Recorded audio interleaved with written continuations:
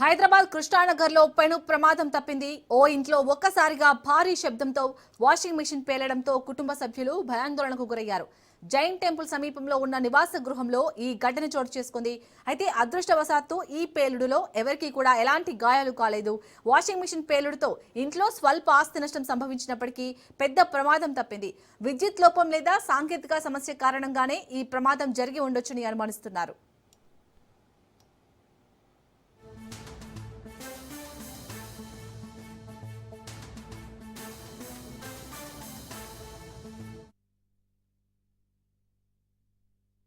నా పేరు సాంబశివరెడ్డి. మేము కృష్ణానగర్లోని హౌస్లో రెంట్కుంటున్నాం. మార్నింగ్ రోజులానే వాషింగ్ మిషన్ ఆన్ చేసాం. ఆన్ చేసిన కాసేపటికే వాషింగ్ మిషన్ టప్మని సౌండ్ వచ్చి బ్లాస్ట్ అయింది.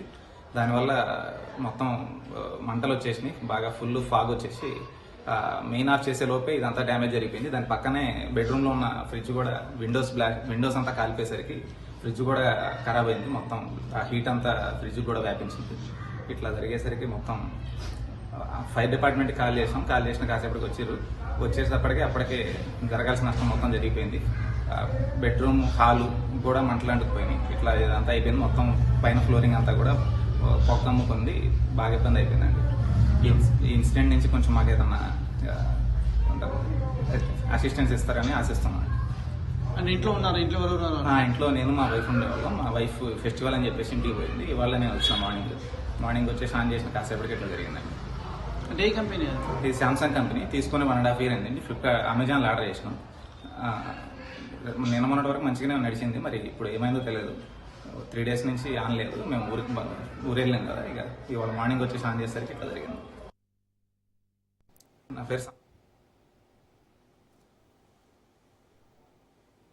హైదరాబాద్ కృష్ణానగర్లో అయితే ఒక ఇంట్లో ఒక్కసారిగా భారీ శబ్దంతో వాషింగ్ మెషిన్ పేలింది. దీనికి సంబంధించి పూర్తి డీటెయిల్స్ ని మా ప్రతినిధి ప్రవీణ్ అందిస్తారు. ప్రవీణ్,